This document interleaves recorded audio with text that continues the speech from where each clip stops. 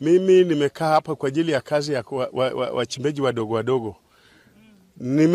Tumefungua simu na watu wetu kwa mama huyu pale simu ambayo unaona jamani.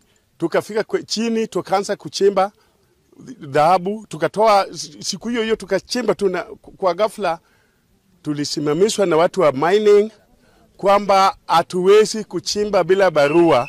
Wakatuletea vitu ambavyo inahitajika, tukaandika hapa, tukajaza kila kitu hata ya NEMA. Baada ya hayo, ili tupate hiyo barua kazi iendelee, wakakataa kwamba kuna mama moja ameshachukua maeneo hii yote. Wakati huo sisi tulifanya agreement land consent na mwenye miji, na sijui yeye alipata agreement wapi. Kwa hivyo hadi sasa it is now almost 2 months hatufanyi kazi, hata zaidi hapo. Ni eti wa mining wanazuia sisi hatuwezi kufanya kazi. Naomba serikali, nimekwama kwa boma yangu na watoto yangu. Simu ya Gold iko kwa boma yangu. Watu wenye nafanya hapo nilielewana nayo, tukaandikana agreement.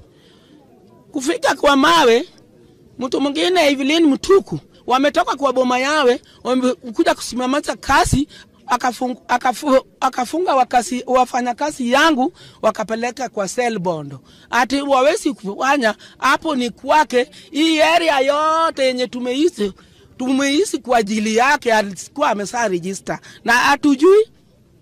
Naomba serikali anisaidie. Mimi sasa niko kama kiwete, niko na ugonjwa ya sukari, pressure, niko na ugonjwa mingi kwa mwili yangu, na sina vile naweza pata matibabu.